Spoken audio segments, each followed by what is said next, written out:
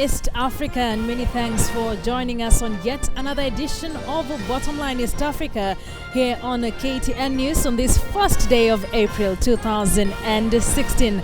My name is Akisa Wandera and I will be taking you through the program. Now, today marks Zimbabwe's deadline for all firms to transfer most of their shares to indigenous Zimbabweans. The government had said that companies should meet the requirements of a 2008 indigenization law by the end of March. Theoretically, non-compliance could lead to a company losing its license. Foreign-owned financial institutions in Zimbabwe have already submitted plans to indigenize after a government warning that they risk being shut down if they fail to meet today's deadline to do so. Meanwhile, former commercial farmers who lost farms in chaotic land reforms production are meeting with government, resettled farmers and NGOs to discuss possible compensation. The indigenization policy requires foreign-owned firms to cede at least 50% control to locals and mainly affects the financial, manufacturing and mining sectors. For the first time, all financial institutions in Zimbabwe are actively submitting their plans on how they will comply with the indigenization program.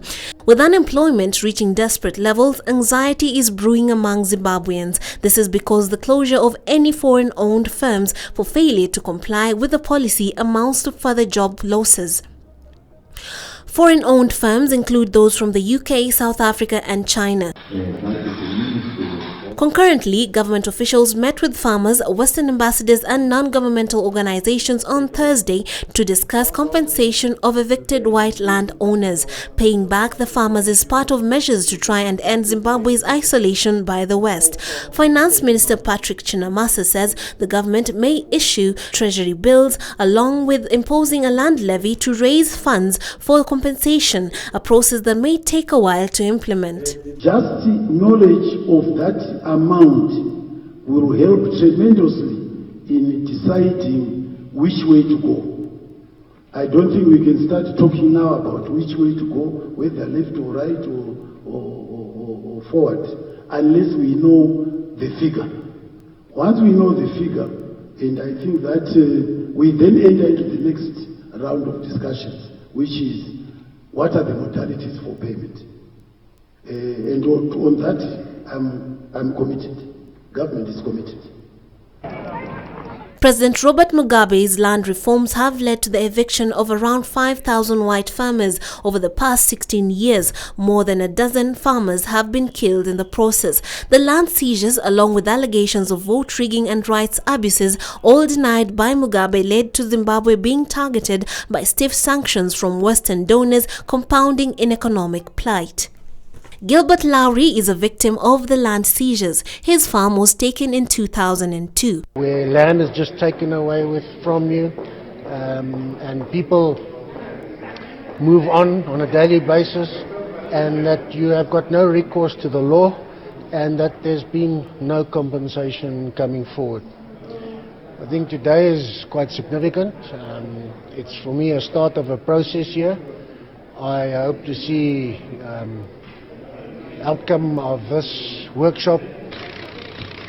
Mugabe's land reform program is a highly emotive issue which has divided public opinion. Supporters say it has empowered blacks, while opponents see it as a partisan process that left Zimbabwe struggling to feed itself. Now, the compensation process threatens to alienate the black farmers too. New farm occupants working the land, many of whom had few farming skills when resettled, say they can barely make ends meet, let alone pay an extra levy. I've got a problem with that. This is akin to government disempowering its own people. Because if you give back the land to the people, you don't tax the people in order to pay the thief who stole the land yesterday. All agricultural land in Zimbabwe is owned by the government, and at present farmers have no legal claim to their farms, which they say has made banks reluctant to extend loans to buy fertilizers, seed and chemicals so they can increase productivity. The government says it will imminently grant these leases. Trix Ingado, KTN News. And still in the south, South Africa's opposition Democratic Alliance says it has started proceedings to impeach President Jacob Zuma. This is after the country's highest court ruled on Thursday that the president violated the constitution by ignoring an order to repay some of the state money spent on the improvement of his private home. $16 million was allegedly spent to upgrade Zuma's private home in Kandla, KwaZulu-Natal province. South Africa's public watchdog had investigated and ruled that Zuma should repay some of the money, but he ignored its instructions, and the court has found that in doing so, Zuma violated the constitution. The chief opposition party of the Democratic Alliance brought the application to the Constitutional Court, and it is now seeking Zuma's removal. Impeachment would require a two-thirds majority in a parliament dominated by Zuma's party, the African National Congress, ANC. The ANC says it has always maintained that it will abide by the judgment and that it will treat the matter with the urgency it deserves. Let's now move over to Uganda, where opposition leader Dr. Kizza Besigye will enjoy the weekend a free man after police lifted the 6-week-long house arrest imposed on him after the February elections. Uganda's police boss, General Edward Kaihura, says he has ordered the immediate removal of the police deployment around opposition leader Kizza Besigye's home. Before the release order, Besigye spoke to reporters and insisted on having an independent audit of the February 18th vote in which President Yoweri Museveni was re-elected. The country's Supreme Court on Thursday dismissed a petition seeking to nullify the exercise, clearing the way for President Yoweri Museveni's swearing in to serve for another 5-year term. Here is Isabella Tugume, a reporter with our partner station NBS TV Uganda. Donned in a black t-shirt bearing the slogan, "I cannot breathe," FDC's presidential candidate Colonel Dr. Kizza Besigye was reacting to the Supreme Court ruling that saw independent candidate Amama Mbabazi's election petition dismissed. Dr. Kizza Besigye, the self-proclaimed people's president, maintains that the incumbent President Yoweri Museveni manipulated the electoral results to win the 5th elective term and prolong his 3-decade stay in power. We have demanded that we have an independent audit of the election, an audit that will substantiate our assertion. And we have also said that we shall therefore, in the absence of an audit, we shall proceed as mandated by the people of Uganda to form government. He said Ugandans have the mandate to determine whether to live as slaves or as free people. This kind of abuse cannot continue endlessly, no. Cannot continue. So the people of Uganda, the call is, the ball really is in the court of the people of Uganda. Dr. Kizza Besigye, who keenly observed the court proceedings on NBS television from the comfort of his home in Kasangati, did not seem surprised by the verdict. The candidate, who previously challenged the 2001 and 2006 presidential election results before the courts of law, says the court system is not to blame for the type of rulings that the Supreme Court judges give in presidential petitions. The whole political system, it's not just the judicial system. All institutions of state are captive. Whether it's the police, whether it's the military, whether it's the electoral commission, whether it's the courts, all institutions are institutions of the dictatorship. Many political commentators expected Dr. Kizza Besigye and his party, Forum for Democratic Change, to join Amama Mbabazi's petition, something that never materialized.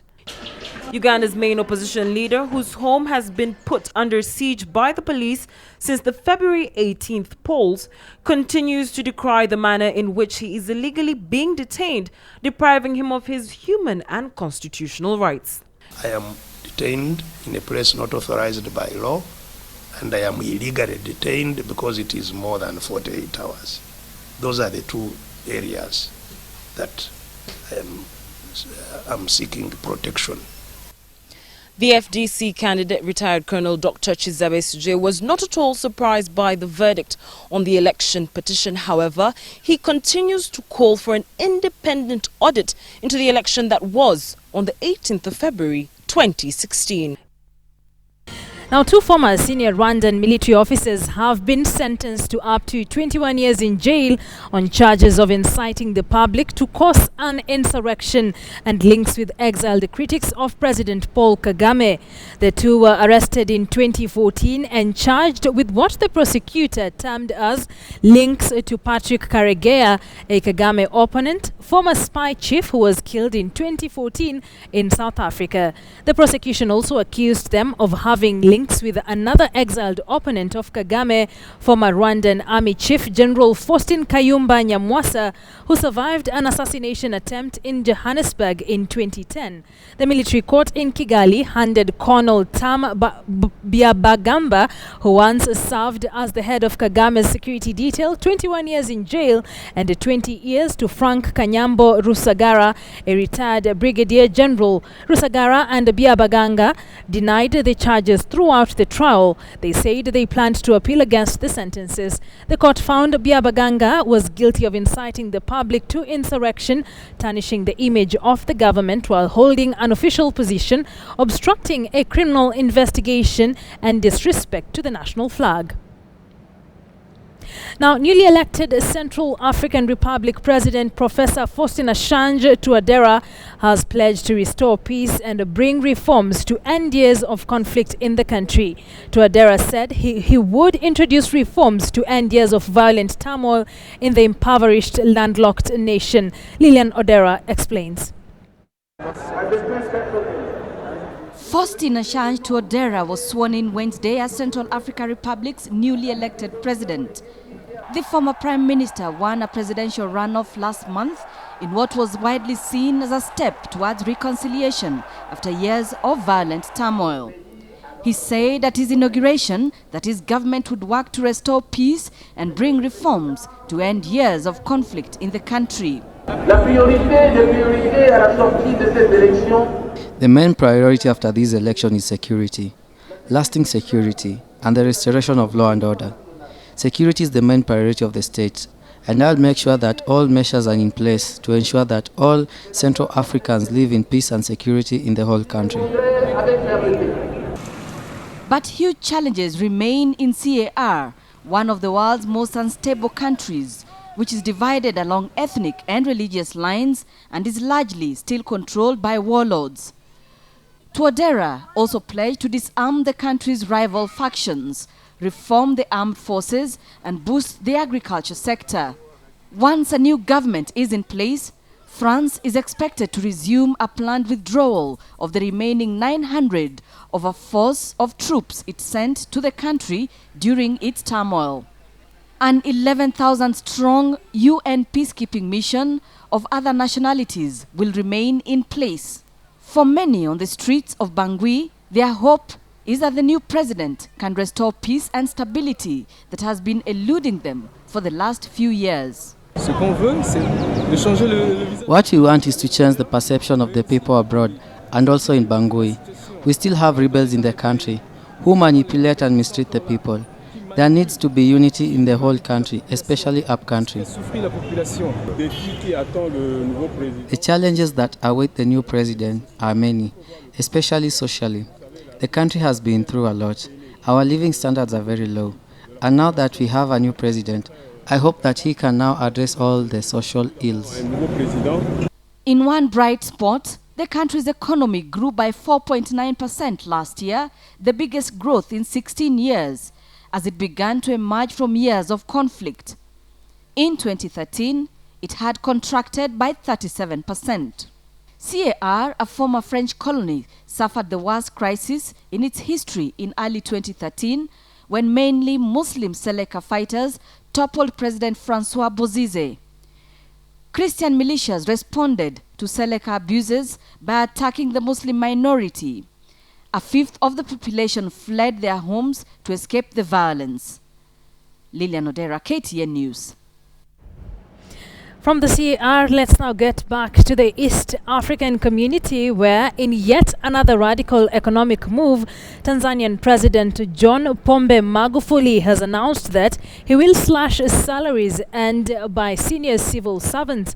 Magufuli has also announced that none will earn more than $7,000 a month, and those unwilling to take the pay cut should look for alternative jobs. Some civil servants reportedly earn $18,000 a month, an amount that enables many of them to live like kings. Magufuli also announced salary increments for lower cadre government employees as he lowers income tax by 2%. These changes take effect from this coming financial year, starting 1st of July. Senior civil service jobs in Tanzania often guarantee office holders hefty salaries, which contrasts sharply with their more unfortunate lower cadre colleagues. And President Magufuli's step concerning this seemingly small but serious matter is a radical pay cut targeting government heads of public institutions and parastatals. And commencing from the next financial year, none will head home with more than $7,000 a month. At the moment, Tanzania gifts senior heads of public institutions salaries in the range of $18,000, while their junior colleagues are condemned to a paltry $140 a month. Political analyst and economist Dr. Francis Michael from the University of Dar es Salaam is among those lauding Dr. Magufuli's move. Unakuta kuna wakurugenzi baadhi yao wanapata mishahara mpaka milioni 25, milioni 30. Kwa hiyo niseme ni tofauti kubwa kwa sababu wote hawa wanakwenda kwenye soko moja, na kama wachache wakiwa wanapata ukiwa na watu ambao wanapata mishahara milioni 40 kwa mwezi na watu hao wakawa na namba yao kubwa, ni maana kwamba fedha zitaingia kwenye mzunguko, na fedha zinapoingia kwenye mzunguko nyingi na bidhaa zinapanda bei. Kwa hiyo utakuta wale wanapata mishahara midogo watapata tatizo. Kwa hiyo niseme ni swala zuri alilozungumza rais wetu, lakini tukilichukulia swala hili katika mfumo mkuu wa bajeti hii tunaokwenda nayo, ni kwamba nafikiri itasaidia kwa sababu fedha hizi zinatoka katika mfuko mmoja wa serikali, na ikumbuke kabisa kwenye bajeti ya Tanzania kiwango kikubwa cha fedha kinakwenda katika ulipaji wa mishahara. Magufuli's pay cut talk is now the main subject of conversations in Dar es Salaam streets. Many believe the move is welcome, given senior civil servants lived like kings amid economic tribulations faced by ordinary Tanzanians.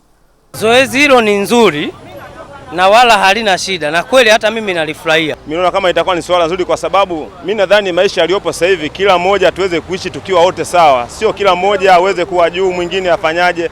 Sasa basi kama wao na mishahara mikubwa, basi na haki machachini wapandishwe mishahara iwe angalau iweze kuwakidhi mahitaji. Magufuli's plan also involves raising salaries of underpaid junior government workers and income tax reductions from the current 11% to 9%. Mark Namaswa, KTN News. Thank you very much, Mark, for that report. Now, sunflower is a major oil crop in southwest Kenya. Due to semi-arable conditions, it requires to grow. As a result, farmers in western Kenya are taking up sunflower farming, which is bringing in more profits. Ashley Mazuri with more on that. Unlike maize, tobacco and other crops grown in western Kenya, sunflower is said to have a short harvesting period of about 3 months, giving farmers a chance to grow the crop 4 times a year and find a ready market. In western Kenya, Bungoma, for instance, David Lukui is seen out on his farm inspecting this season's sunflower crop that he only started growing 3 years ago. Hapo mwanzo nilikuwa mkulima wa tobacco. Nikawachana nayo. Nikaanza kulima maua aina ya hybrid. Nimelima eka moja na tarajia nitoe makunia 15. Kwa hiyo makunia 15, kunia moja inatoa kilo 50. Farmers in the region are finding sunflower farming a good alternative as the hybrid varieties grown here are drought resistant. The Sunflower Farmers Group in this part of the country has also acquired a manual to help members process sunflower oil for home consumption and for sale. Sunflower seeds are known to have a high adaptation and help improve soil fertility through nitrogen fixation. Tumia hybrid, aina ya hybrid kilo 50 inatoa lita 16. Sasa hapo sisi kama kikundi tumeamua tunanunua aina ya hybrid seed. The Kenya Seed Company has partnered with farmers to supply interested farmers with hybrid certified seeds. Leading edible oil companies in the country like Boko have also moved in to contact farmers in parts of the country to grow soybean and sunflower seeds for processing.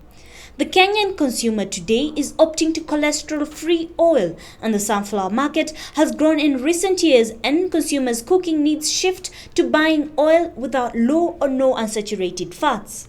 Once we have selected, we now identify the male and the female sunflower. The male sunflower is used to provide the pollen, which we use to cross onto the female line, which is normally sterile. But once we cross it with the male, the seed that will come from there is fertile. So with that series of crossings, we now form what we call hybrids. Sunflower is one of the major edible vegetable oils consumed around the world. The oil is used for culinary purposes and in the manufacture of animal feeds, soaps, and cosmetics. Ashley Mazuri, KTN Business. Let's now get into matters security in Somalia, where at least 8 people were killed Thursday morning in a suicide bomb attack at a hotel in the north-central Somali town of Galkayo. A senior finance official from the Puntland administration in Mudug region was among the dead. Separately, an Islamist militant suicide bomber put his arms around a local official as if in a hug and blew both of them up in the autonomous Somali region of Puntland. The Islamist militant group Al-Shabaab, which frequently targets officials in its bid to overthrow the Western-backed Somali government, issued a statement taking responsibility for the attack. Military operations spokesperson Major Nur Ahmed told Reuters that 2 bystanders also died in the blast. Now, it has been a year since a terrorist attack at the Garissa University College in northern Kenya that claimed the lives of at least 147 people. One family in Nyeri, central Kenya, is still grieving the loss of their son in that incident. Our senior reporter, Carol Nderi, visited the family in a Giakanja area of Nyeri County and shares their story.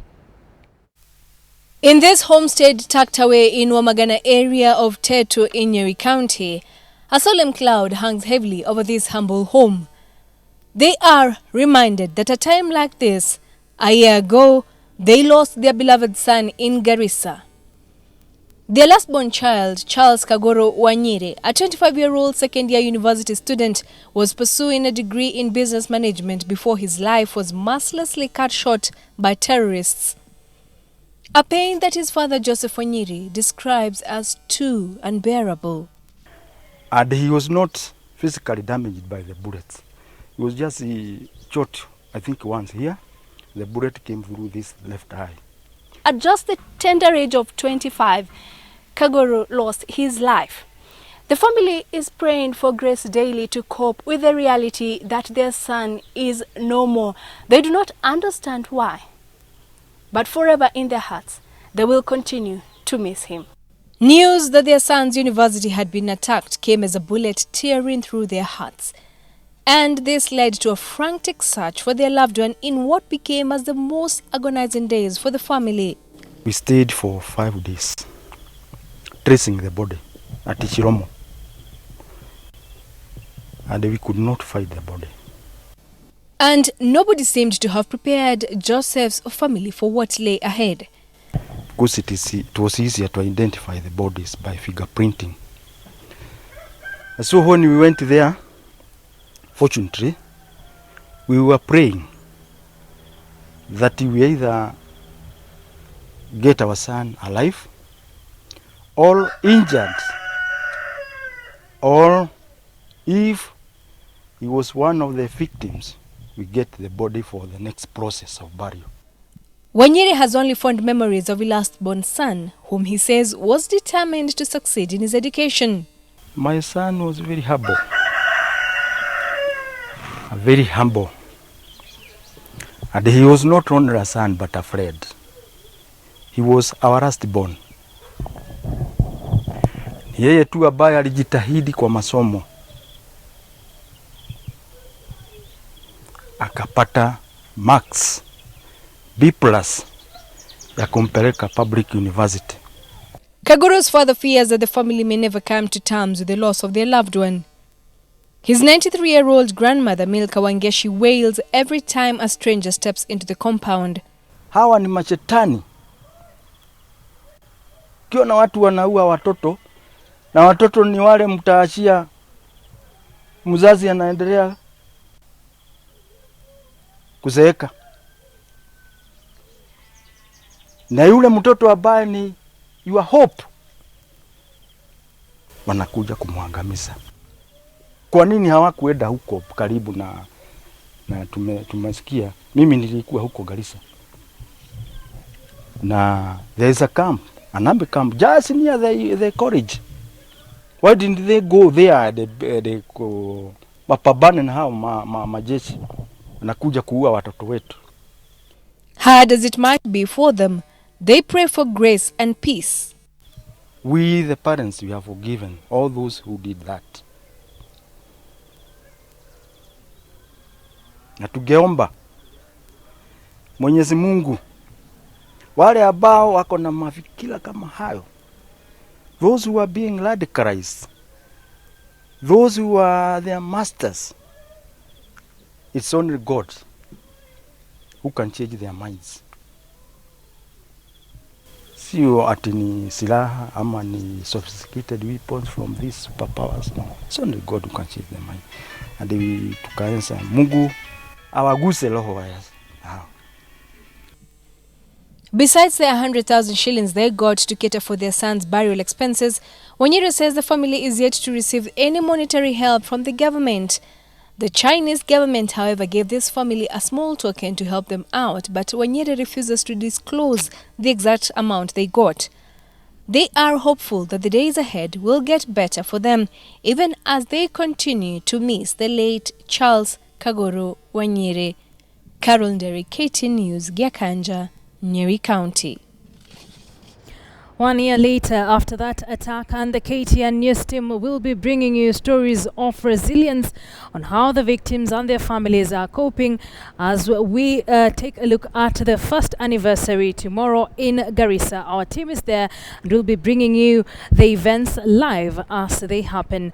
But moving on, U.S. Secretary of State John Kerry met Nigerian President Muhammadu Buhari on Thursday on the sidelines of a 2-day nuclear security summit in Washington, involving leaders from more than 50 countries.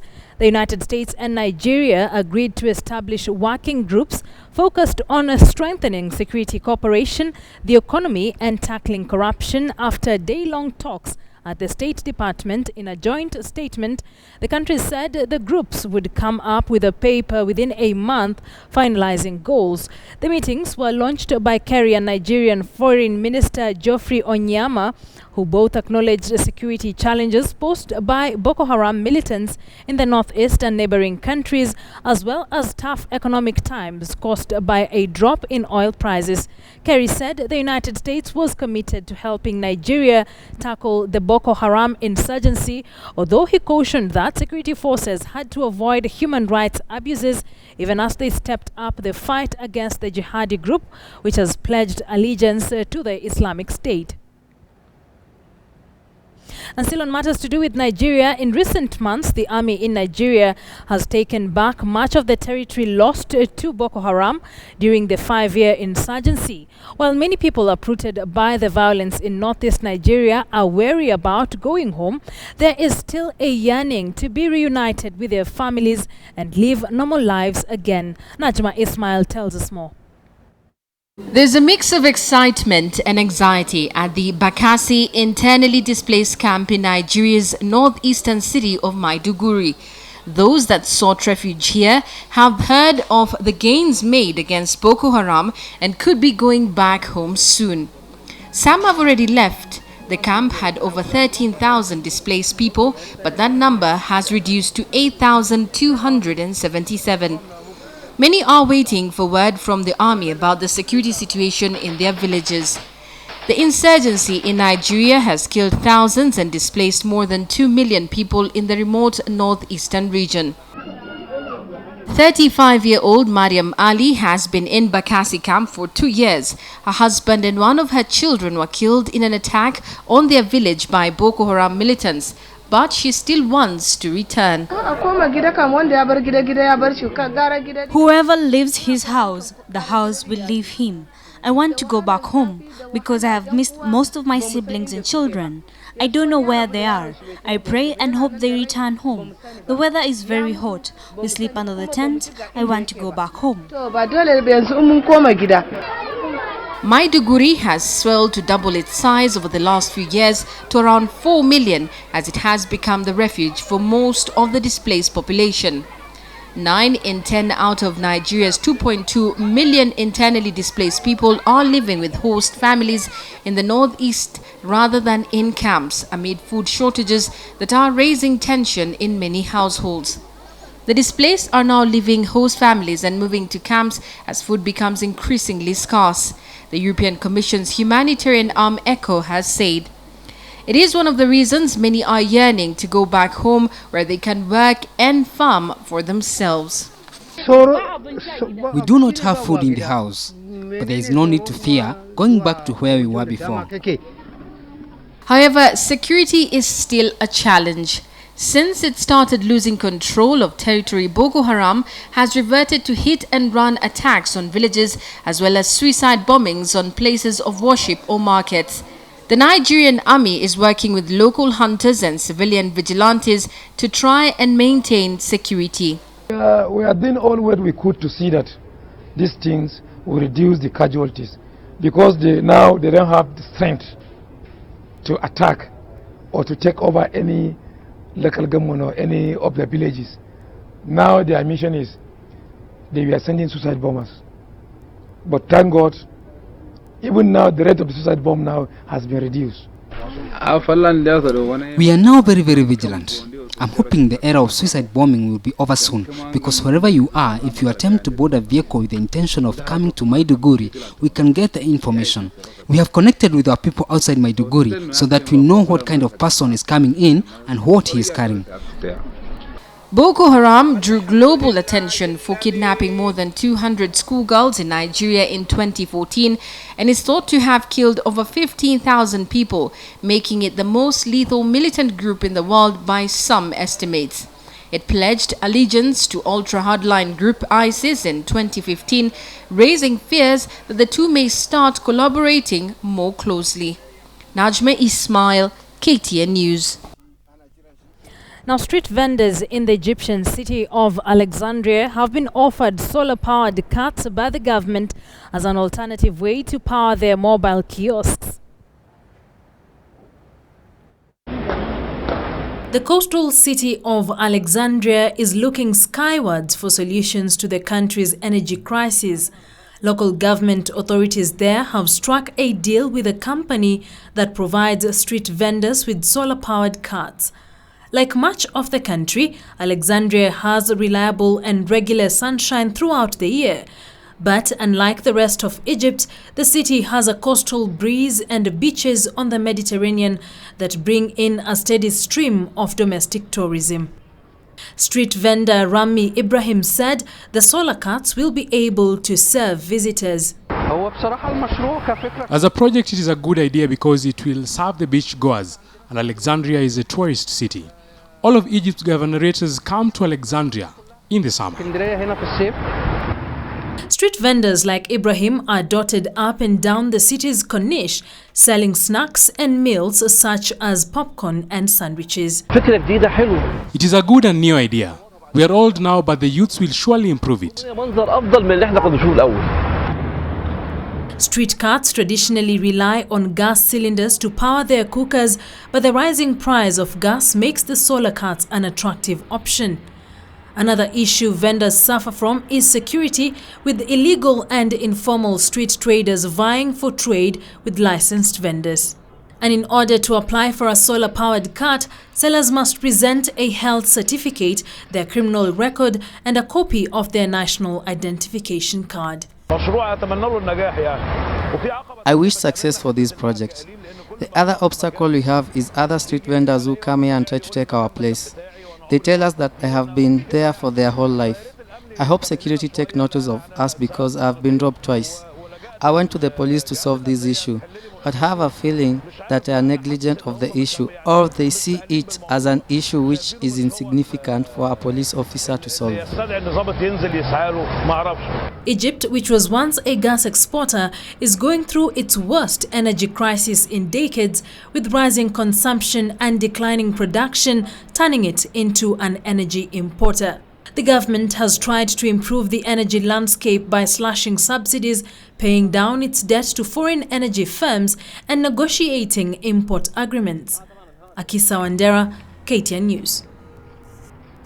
Now, a media and arts college in Libya opened its doors to visitors, including media professionals, artists and musicians, in a week-long event aimed at showcasing its students' talents and accomplishments. Sharon Momanyi with a story of Misrata University that is showing off the talent of its students. Established in late 2014 and considered the only such college in central Libya, the Media and Arts faculty at Misrata University caters to students hoping to build careers in radio, television, photography, journalism, music and fine arts. The Faculty of Art and Media has provided the opportunity for students to pursue their passion and also give an opportunity for those who are talented to showcase their talents culturally and artistically. In Libya especially, we need to change our outlook on arts and culture. We need to work to support these young students and their talents. The professors say that since the department's opening, they have been pleasantly surprised by the level of talent displayed by the students. We discovered a lot of talent among the students that we didn't really expect. A lot of our students have reached a high level of ability thanks to their natural talents, and we have thankfully been able to motivate them and nurture their abilities. The art exhibition was a highlight of the event, with students receiving praise from local artists for their paintings as well as some offers to buy them. A lot of the artwork has been praised by artists that visited the exhibition. One businessman who owns a hotel has even said that he will use some of the artwork to decorate his hotel. That's a beautiful thing. Others have also approached us to ask if they could buy some of the paintings. Some paintings are going for 1,000 Libyan dinaries and others 1,500 dinaries.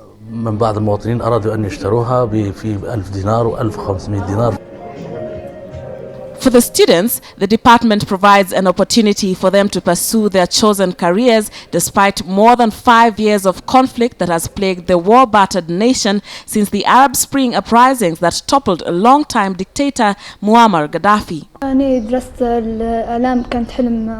It was always a dream of mine since I was a child to become a journalist. When I graduated, I heard about the opening of the Arts and Media College in Misrata. I worked hard and applied and registered. طولت وجهد إني قدم وسجلت فيها يعني.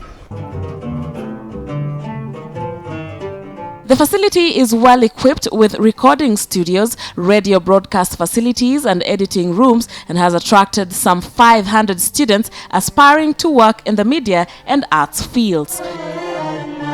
Sharon Momanyi, KTN News.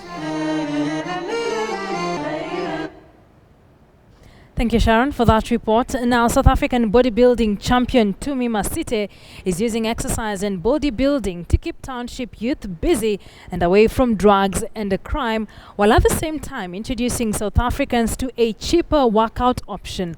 Ashley Mazuri reports. Tumi Masite, South African bodybuilding champion, is seen lifting weights at the gym he built in his grandmother's backyard. He recalls the day Arnold Schwarzenegger former trainer Reg Park paid him a visit. According to Tumi, Park heard about his talent during a trip to South Africa a decade ago and offered him advice that helped the humble muscleman win national championships. I was found by the late Reg Park the former personal trainer of Arnold Schwarzenegger.